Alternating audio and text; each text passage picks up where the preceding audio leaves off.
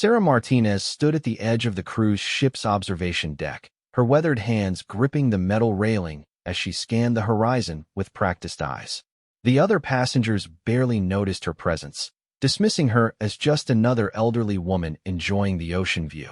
What they didn't know was that Sarah had spent 35 years as a Coast Guard rescue coordinator, and, right now, every instinct she had developed during those decades was screaming that something was terribly wrong.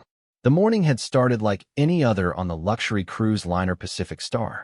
Families gathered for breakfast, couples strolled the promenade, and children ran excitedly between the pool areas. Sarah had chosen this cruise specifically to celebrate her retirement, hoping to finally relax after a career spent coordinating dangerous rescues in some of the world's most treacherous waters. But relaxation seemed impossible when her trained eye kept noticing things that others missed. She had first noticed the irregular wave patterns around 7 in the morning. The swells were coming from 2 different directions, creating a confused sea state that most passengers interpreted as normal ocean movement. To Sarah, it indicated something much more serious. Her years of reading weather patterns and ocean conditions had taught her to recognize the signs of an approaching storm system that weather services hadn't yet detected. By 9 o'clock, Sarah had observed 3 different seabirds flying in unusual formations, all heading toward land despite being hundreds of miles from the nearest coast. The barometric pressure was dropping faster than the ship's instruments were registering, and she could feel the subtle change in the vessel's movement as it encountered the leading edge of what she suspected was a massive weather front. She approached the ship's information desk, where a young crew member named Marcus was busy answering questions about shore excursions and dining reservations. Sarah waited patiently in line, listening to passengers complain about minor inconveniences like slow internet and crowded elevators. When her turn came, she spoke with the calm authority that had once commanded respect in Coast Guard briefing rooms. "I need to speak with your navigation officer about the weather conditions ahead," Sarah said, her voice steady but urgent. "There are several indicators suggesting we're heading into a severe storm system that may not be showing up on your current weather radar."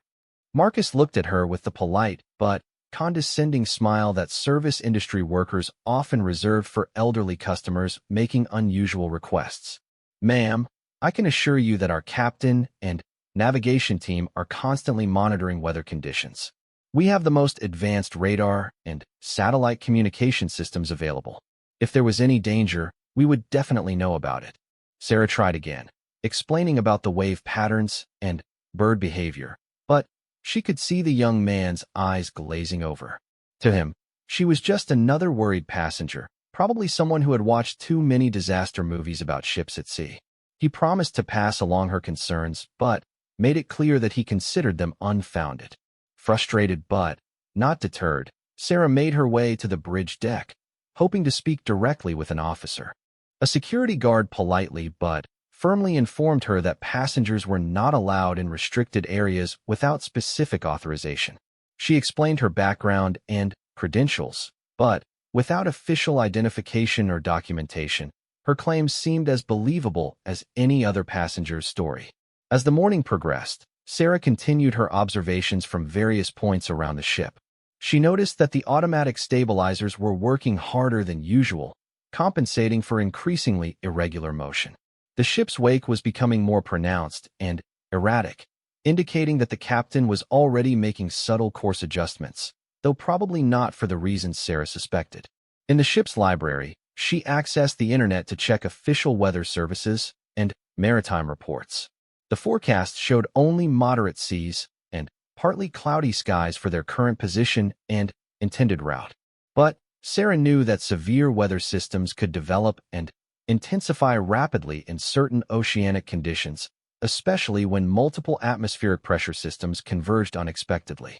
She tried calling the Coast Guard Communications Center using the ship's passenger phone service, but the connection was poor and the duty officer who answered seemed skeptical of a report coming from a cruise ship passenger rather than official maritime channels. Without her Coast Guard credentials and official status, Sarah found herself in the frustrating position of being an expert whose expertise was dismissed. During lunch, Sarah sat with a group of passengers she had met earlier in the cruise. She carefully broached the subject of weather conditions, trying to gauge whether anyone else had noticed the subtle signs she was detecting. A retired meteorologist named Dr. Chen listened with interest, but admitted that without access to professional equipment and data, it was difficult to make accurate assessments. The problem with modern maritime travel, Dr. Chun explained to the table, is that we've become so dependent on technology and official channels that we sometimes forget to trust direct observation and experience. But the systems usually work quite well. Sarah nodded, understanding his position while privately disagreeing with his confidence in the systems. She had seen too many situations where technology failed or lagged behind rapidly developing conditions. Her years of experience had taught her that human observation and intuition, properly trained and calibrated, could often detect problems before instruments registered them. As the afternoon wore on, Sarah noticed that some of the crew members were beginning to show signs of increased activity and communication. She saw officers speaking in hushed tones and maintenance personnel checking equipment more frequently than usual. The ship's movement was becoming more pronounced, with a subtle rolling motion that suggested they were encountering larger swells from multiple directions. By 4 in the afternoon, Sarah was certain that they were heading into a dangerous situation. The signs were unmistakable to anyone with her background. But she remained just another passenger whose concerns were politely noted and then ignored. She spent the rest of the afternoon documenting her observations in a small notebook, recording times, weather conditions, and ship behavior patterns that she hoped would never need to be used as evidence in an investigation. The sunset that evening was spectacular, with unusual cloud formations creating brilliant orange and red colors across the western horizon. Other passengers gathered on deck to take photographs and enjoy the beautiful display. Sarah watched with growing concern, knowing that such dramatic sunset colors often indicated high-altitude moisture and atmospheric disturbance associated with approaching severe weather. As night fell, the ship's movement became more noticeable even to casual passengers. Some people began commenting about the rocking motion and joking about seasickness. Sarah retreated to her cabin, but sleep was impossible. She could feel the ship's struggle against increasingly violent seas, and she knew that by morning, everyone aboard would understand what she had been trying to tell them all day. She spent the night monitoring the ship's movement and listening to the sounds of the vessel working against heavy seas. The engines were running harder, the stabilizers were working constantly, and she could hear the subtle creaking and groaning sounds that indicated a ship under stress. Outside her porthole, she occasionally caught glimpses of large waves illuminated by the ship's lights, confirming her worst fears about what was developing around them. As dawn approached, Sarah prepared herself for what she knew would be a critical day. She had done everything possible to warn the ship's crew and passengers, but now she could only wait and hope that the vessel and its crew were capable of handling the severe weather that was about to engulf them all. The first emergency alarm sounded at 6:30 in the morning, jolting passengers from their sleep with its harsh electronic tone. Sarah had been awake for hours, standing at her cabin window and watching the increasingly violent seas that surrounded the Pacific Star. The waves had grown to 25 feet during the night, and the ship was now battling wind speeds that she estimated at over 60 knots. Within minutes of the alarm, the ship's public address system crackled to life with Captain Rodriguez's voice, strained but professional. Ladies and gentlemen, we are currently experiencing severe weather conditions that were not predicted by our weather services. For your safety, all passengers are asked to remain in their cabins until further notice. Our crew is working to navigate us out of this storm system as quickly and safely as possible. Sarah felt no satisfaction in being proven right. The situation had developed exactly as her experience had predicted, but now hundreds of innocent lives were in danger. She quickly dressed in practical clothing and made her way to the corridor, where confused and frightened passengers were gathering despite the captain's instructions to remain in their cabins. "What's happening?" demanded Mrs. Patterson, an elderly woman from Chicago who had been looking forward to this cruise for months. They said the weather was going to be perfect for the entire voyage. Sarah helped steady Mrs. Patterson as the ship rolled heavily to port, sending several passengers stumbling against the corridor walls. Storm systems can develop rapidly at sea, she explained calmly. The crew is trained for these situations. The most important thing right now is for everyone to stay calm and follow safety procedures. The ship's movement was becoming increasingly violent, with rolling motions that sent unsecured objects sliding across floors and crashing into walls. Sarah could hear the sound of breaking glass and dishes from the dining areas, and the electrical lights flickered occasionally as the vessel fought against the mountainous seas. Young Marcus from the information desk appeared in the corridor, looking pale and shaken as he tried to maintain order among the frightened passengers. Sarah approached him, speaking with the same calm authority she had used the previous day, but now the circumstances had changed dramatically. "I need to get to the bridge," she told him firmly. "I have 35 years of experience coordinating maritime rescues in conditions like these. Your crew could use my help." This time, Marcus didn't dismiss her concerns. The ship lurched violently as a massive wave struck the hull, and he grabbed the nearest handrail to keep from falling. "I'll need to get authorization from my supervisor," he said, but his voice carried none of the confident dismissal it had held the day before. Sarah didn't wait for official authorization. She made her way toward the restricted areas of the ship, using her knowledge of vessel layouts gained from decades of maritime experience. The security guard who had turned her away yesterday was nowhere to be seen, probably dealing with emergency situations elsewhere on the ship. She found the bridge in a state of controlled chaos. Captain Rodriguez was conferring with his navigation officer while trying to establish communication with Coast Guard rescue coordination centers. The radar screens showed the full extent of the storm system they had sailed into, a massive weather front that stretched for hundreds of miles in all directions. "Captain," Sarah said, stepping into the bridge with the authority of someone accustomed to emergency situations. "I'm Sarah Martinez, retired Coast Guard rescue coordinator. I tried to warn your crew about this storm yesterday based on observational indicators. Right now, you need to know that this system is going to get much worse before it gets better." Captain Rodriguez turned to look at her, his face showing the strain of the current crisis. "Ma'am, I appreciate your concern, but this is a restricted area, and I need to focus on navigating my ship through this weather." Sarah moved to the radar display, pointing out patterns that her trained eye could interpret more quickly than the ship's officers. "Captain, look at these return patterns here and here. This isn't just a severe storm. It's developing into a major maritime emergency. The eye wall is tightening. You're going to see wave heights exceed 40 feet within the next 2 hours."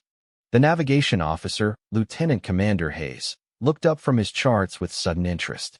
Something in Sarah's voice and terminology convinced him that she knew what she was talking about. "What's your assessment of our current position relative to the storm track?" he asked. Sarah studied the displays quickly, drawing on decades of experience in reading weather patterns and storm development. "You're in the northeastern quadrant of what's becoming a major oceanic storm system. The good news is that if you alter course to bearing 270 and increase speed, you can work your way out of the worst conditions within 8 to 10 hours. The bad news is that you're going to take a severe beating for the next several hours before conditions improve."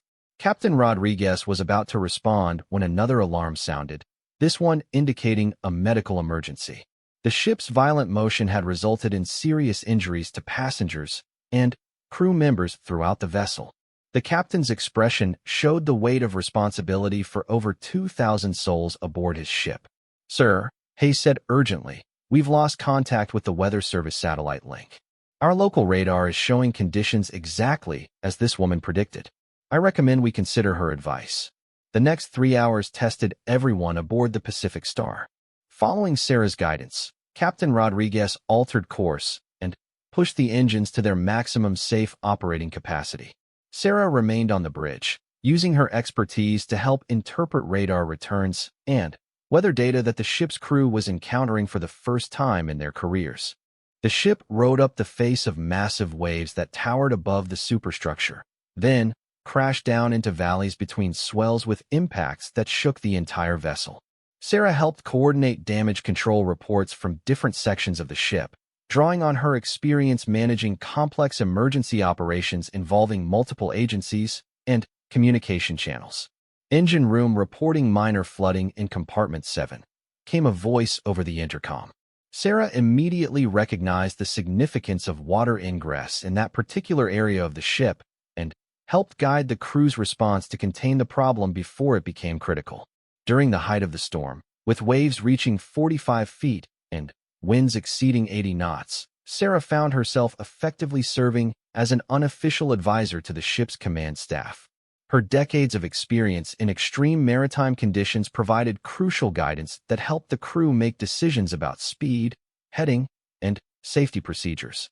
Passengers throughout the ship were experiencing the worst sea conditions most of them had ever encountered. The dining rooms and lounges were closed, with furniture secured or removed to prevent injuries.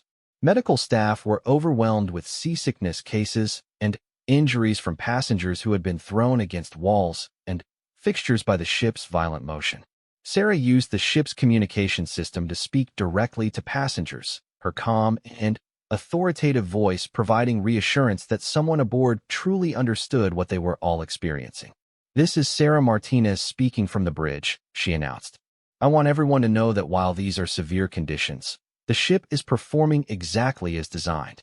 We are working our way out of the storm system and expect conditions to improve significantly over the next few hours." By early afternoon, the ship began to encounter slightly more moderate conditions as they worked their way toward the edge of the storm system. Wave heights decreased to 30 feet, and the wind began to show signs of shifting direction, indicating their progress toward calmer waters. Captain Rodriguez looked at Sarah with newfound respect and gratitude. "Ms. Martinez, I owe you an apology for not taking your warning more seriously yesterday. Your guidance today may have saved my ship and everyone aboard." Sarah nodded quietly, understanding the captain's position. "Maritime emergencies develop quickly, Captain. The important thing is that we all work together when it mattered most. But this isn't over yet. We need to prepare for rescue operations because there are other vessels in this area that may not have been as fortunate as we were." As if summoned by her words, the radio crackled with emergency transmissions from other ships caught in the same storm system. A cargo freighter was reporting engine failure and requesting immediate assistance. A fishing vessel had lost its mast and was taking on water. The Coast Guard was coordinating multiple rescue operations across hundreds of square miles of violent ocean. Sarah looked at the radar display showing their current position relative to the distress calls. Her expertise was about to be needed again, but this time for the kind of operation she had spent her entire career preparing to handle. The woman who had been dismissed as just another worried passenger was now about to become the most important person aboard the Pacific Star. The radio transmission that changed everything came at 3:45 in the afternoon. "Mayday, Mayday, this is fishing vessel Maria Elena. Position 32 degrees 14 minutes north, 68 degrees 27 minutes west. We have lost power and are taking on water. 6 souls aboard, requesting immediate assistance. Anyone copy?" Sarah was already moving toward the communication console before Captain Rodriguez could respond. Her trained ear had caught subtle details in the transmission that indicated this was no routine emergency. The voice was strained but controlled, suggesting experienced mariners who understood the gravity of their situation without panicking. "Captain, that position puts them approximately 18 nautical miles northeast of our current heading," Sarah said, quickly plotting the coordinates on the bridge's electronic chart system. "In these sea conditions, they have maybe 2 hours before their situation becomes critical." Captain Rodriguez studied the chart, weighing his options. The Pacific Star had over 2,000 passengers aboard, and conditions were still dangerous despite the improvement from the morning's crisis. "Ms. Martinez, my primary responsibility is to the safety of everyone on this ship. I can't justify putting my passengers at risk for a rescue operation." Sarah understood his position, but her decades of maritime rescue experience had taught her to see the bigger picture. "Sir, with respect, the Coast Guard is coordinating multiple emergencies across this entire region. The nearest cutter is at least 6 hours away, and helicopter operations are impossible in these wind conditions. We may be the only vessel in position to help these people." As if to emphasize the urgency, another transmission came through from the fishing vessel. "Maria Elena to any station, our pump is failing and we're losing the fight against flooding. We need help soon, or we're going to lose the boat. Lieutenant Commander Hayes looked up from his position at the radar console. Captain, we're also receiving emergency signals from 2 other vessels in the area. The cargo freighter Stellar Horizon has lost engine power and is drifting toward the shipping lanes, and a Coast Guard helicopter is reporting that they've had to abort a rescue attempt due to mechanical problems. Sarah felt the familiar surge of adrenaline that had driven her through countless emergency operations during her Coast Guard career. This was exactly the kind of complex, multi-vessel crisis that she had spent decades training to coordinate. Captain Rodriguez, I need to be completely honest with you about something. I'm not just a retired Coast Guard rescue coordinator. For the last 15 years of my career, I was the Senior Operations Director for the Atlantic Maritime Rescue Coordination Center. I've managed rescue operations involving hundreds of vessels and thousands of lives. She moved to the chart table, pointing out positions and distances with the practiced efficiency of someone who had done this thousands of times before. Right now, we have the capability to save lives, and we're the only resource in position to do it effectively. The Coast Guard is going to officially request our assistance within the next 30 minutes. But those people don't have 30 minutes. Captain Rodriguez stared at her, finally, understanding why her warnings the previous day had been so accurate and her guidance during the storm had been so invaluable. Why didn't you tell us who you were yesterday? Sarah smiled grimly. Because yesterday, I was just a passenger trying to enjoy her retirement cruise. Today, I'm the most qualified person in a 500-mile radius to coordinate a complex maritime rescue operation. The captain's radio crackled with an incoming transmission from Coast Guard Rescue Coordination Center Norfolk. Pacific Star, this is RCC Norfolk. We show you in the vicinity of multiple vessels in distress. Request you provide assistance as Good Samaritan vessel under international maritime law. We have a Coast Guard helicopter en route to your position for casualty transfer. Sarah looked at Captain Rodriguez with raised eyebrows. That helicopter call is for me, Captain. They need someone with my experience to coordinate the rescue operations from your vessel until the Coast Guard assets can take over. Within minutes, the Pacific Star had altered course toward the position of the fishing vessel Maria Elena. Sarah took operational control of the rescue coordination, working with the ship's crew to prepare for the dangerous operation of taking survivors aboard in heavy seas. Her first priority was establishing communication with all vessels in distress and assessing their relative situations. Maria Elena, this is Pacific Star. We are en route to your position. Estimated arrival 45 minutes. Can you maintain buoyancy for that long? Sarah spoke into the radio with the calm authority that had once commanded Coast Guard operations centers. Pacific Star, this is Captain Torres aboard Maria Elena. We can probably hold on for another hour if our pump doesn't fail completely. We have the boat buttoned up as tight as possible, but we're fighting a losing battle against the flooding. Sarah turned to Lieutenant Commander Hayes. We need to set up a lee side approach that will protect the fishing boat from the worst of the seas during the transfer. In these conditions, we'll probably need to use the ship's tender boats rather than attempting a direct ship-to-ship transfer. The next hour was a masterclass in maritime rescue operations.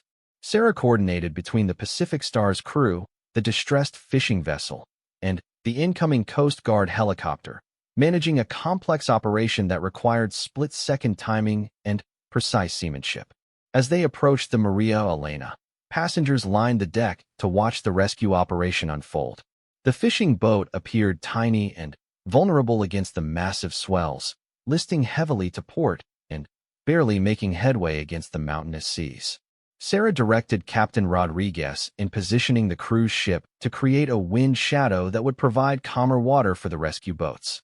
Launch Rescue Boat 1, Sarah commanded, watching as the ship's experienced crew lowered a specially equipped tender into the violent seas.